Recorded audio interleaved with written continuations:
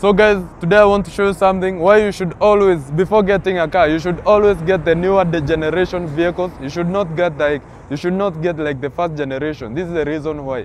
When a manufacturer ametengeneza gari and it's the first generation, he or she has the manufacturer has no idea the flaws zenye ziko kwa hiyo engine. Although imefanywa simulation test kwa computer, imefanywa hizo drag, imefanywa kila kitu, but hajajua the user experience venye iko. So wende unachukua unaenda unagundua kumbe ina overheat, kumbe inafanya. So you should always aim for the car yenye imekuwa in production for some like few years, 10 years or so, ndio upate a good user experience, because itakuwa imefanywa some facelifts, some slight improvements zenye zinaweza kuwa zilikuwa shida ya hiyo engine.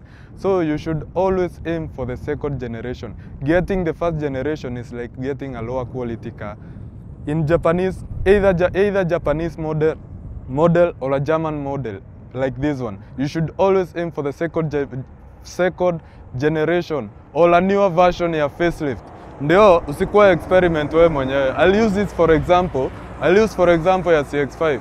CX-5 the first generation venye ilikam tu hivi. Wase wakagundua kumbe seal za injector ni mbaya, zina leak, gasket ni weak ati inachemka, mara DPF ndo hiyo inafunga. So the facelift, sasa waacha hizo za kitambo, hizi za sahi, the SH9V, they have rectified all those things.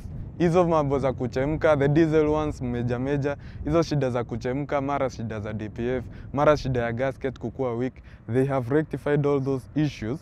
Na hiyo gari msemwenye anabai sahi at least have face mashida kaa hizo. That's what happens when you get a second generation or a facelift. Unapata gari yenye washa rectify.